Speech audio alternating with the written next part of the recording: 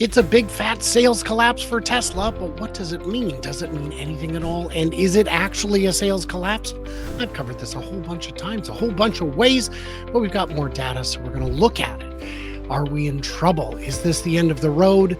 I don't think it is, but I'm going to leave you with some thoughts and you can decide for yourself, make up your own mind. Let's have a chat about all that and so much more. I'm Brian. Welcome to Future Asa. Not that long ago, we found out that Korea was Tesla's third biggest market after the US and China. Well, it's just for, a month, but that's when the delivery wave hit. And if we're counting delivery waves as reality, which so many of the bears love to do, we got to play it from both sides, right? I mean, surely that's how it works. Ships don't take time to transit, trains either. And when I say ships, I can, of course, mean other means of shipping. Shipping doesn't always involve ships. Sometimes it's trucks or trains. It could even be an airplane. In the case of cars, not so much. Elon Musk says the company will work with both TSMC and Samsung on AI5. That's great. Tesla reported record revenue in the third quarter. It's back a little bit. After racking up strong sales across all regions, including a 33% jump in deliveries in China and strong expansion in South Korea. Growth in Korea was so robust, Tesla said that it was its third largest market in the quarter, behind only the US and China. For the period from July to September, the company's total revenue increased 12% on the year to $28.1 billion, but it's not all good news. No. The net profitability dropped a little bit. So this is exciting because Korea is a big market. And how big is that market? Well, I don't know. You tell me, because the first deliveries of Cybertrucks began outside North America. Now, I mean, we've seen them on the roads in China, but we haven't seen big deliveries. Korea is that first market. Once highly anticipated utilitarian electric truck that finally hit the market 2 years ago has begun its first deliveries outside the US and Canada. On X, the company shared a post that deliveries have officially started, with first owners in the market receiving their Cybertrucks. This is the fourth country, I guess. I mean, they're in Mexico. Surely they're in Canada, right? I've seen them in Canada. I don't know if you can actually order them. The post by Tesla Korea said on November 27th, so just about 2 weeks ago, the first Cybertruck deliveries were completed. An event filled with excitement for a truly groundbreaking vehicle. Thanks to the unwavering support of our owners, Cybertruck has made its debut on Korean roads. We look forward to seeing more Cybertrucks across Korea soon. Cybertruck is available in 2 configurations because that's how many configurations there are. None of the rear-wheel drive only ones, those were discontinued. And here's pictures of people very excited. And then, of course, it talks a little bit about it. But that's, just one story. Cybertruck has the lowest overall probability of injury, lowest chance of rollover of any pickup tested by NHTSA.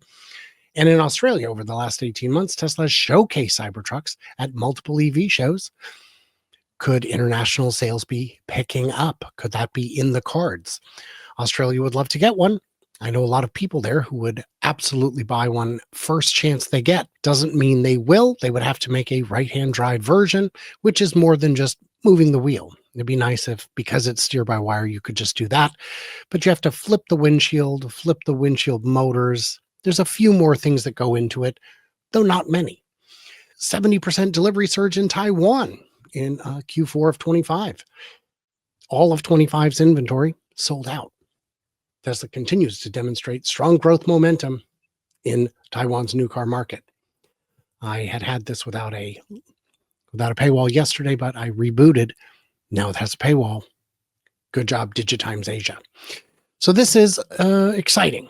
There are always more markets to conquer. Are the sales going down? Is this going to be the worst year? Well, it may not beat last year, because this year, all 4 factories were down for retooling the most popular vehicle in the world. That means in order to just match last year's output, they would have to increase output after that point by an amount greater than the slowdown. Now, I believe that new efficiencies have been added, that they can produce more vehicles on the same line when at peak, but you still have to overcome those valleys, and the valleys were quite deep.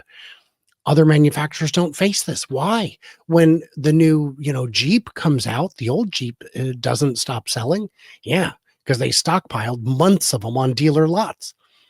Kind of hard to not sell them when they're, still there, when they're still available everywhere all the time. The real question is, does any of this matter? We may be on the verge of a robotaxi revolution. It's up to you to decide how close we are. We've made a bunch of videos about that, comparing opinions on it. I know people like Herbert and Randy and some of my other guests are very bullish, and I'm a little more hesitant, a little more conservative on that point. I believe we are very close. I'm not convinced it will revolutionize the world overnight. I would love to be wrong. I hope I am wrong. My retirement account would love a boost like that. But we're already pretty high out there on the price to earnings ratio, so it may take a little bit of time to catch up with that. Doesn't mean we can't. So my question to you is, are we on the verge of a robotaxi revolution? If you look at the evidence, if you look at all the videos and say, nope, nowhere close, going to be years still, this is probably not the best time to be in an investment like this for you. Maybe not the best time to be a follower of topics like this. But if you think it's right around the corner, as many do with good reason, then this is exciting and you can't ignore it. If this is right around the corner, then in 2026, we're going to see a flood of robotaxis, specifically cybercabs, hitting the market. Now, your car, my car, could also become robotaxis.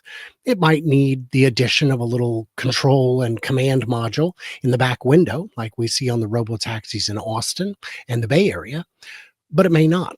It's unclear what that's for and how critical it is. But if that's all it takes is just adding on that one module, then you're done. You've got it. You could go in and get that done in service in an afternoon. And as quickly as service could swap them out, they could continue rolling out the network everywhere all the time. But more importantly, they can just do it from the factory. They can sell those to themselves, keep them, or sell them to others and expand like that. This is potential to make thousands appear every week, certainly, but perhaps even every day before we even talk about Cybercab. When Cybercab enters production, it has all the pieces needed to be a very simple, very clean design that will go together in record time. All of the pieces are pre-assembled. They're just kind of snapped together at the end in ways automakers have dreamed of for decades. It's finally possible thanks to the 48-volt architecture, the steer-by-wire, potentially brake-by-wire. It's what it looks like it will have, and no paint.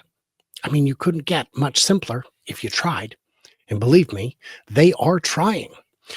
So what are you looking for? What do you want it to do? Those are all the questions you have to ask yourself, because it could be that car sales no longer matter, that they're no longer the metric to track at all. I don't know if we're there quite yet, but in 2026, we very well could be. What do you think? How close are we? Will it roll out quickly, far and wide? Now, there are questions about Rivian's recent play. I covered that in a live stream, a 2-hour live stream on Thursday, and it was interesting. It was exciting. I'm excited to see their direction. I do have some concerns, which I shared in the wrap-up of that video. Specifically, their pricing means they're going to be underwater on it. Even if you purchase it for $2,500, their cost is going to be higher than $2,500 to put it on vehicles. Now with Tesla, they charge $8,000, and their cost is probably more like $2,000 or less. That means if only 1 in 4 buy it, they break even on the hardware and do so from day one. Now, are they at 1 in 5, 1 in 4? I don't think so. I think they're probably at 18%, 15 to 18%, and even then only on a subscription basis. But those subscriptions do add up over time. They catch up a lot quicker than $49, $50 on a $2,500 system on which they're already going to be losing money. The sensor suite and compute in a Rivian R2 will cost more than the sensor suite and compute in a hardware for Tesla. That's just a fact. And if you look at what's going on with hardware 5, which is likely to be out at or around the same time as Rivian's system, it is yet more powerful than Rivian's system. Rivian, 800 to 1600 tops. The Hardware 5 is expected to be between 2,000 and 2,500. Tops is not the end all be all. It's just one metric. And if we're looking at Waymo, because that is the other big name we have to consider all the time, they are rolling out quickly. They are doing a great job of expanding. I'm very excited for them. I'm glad that they blazed the trail.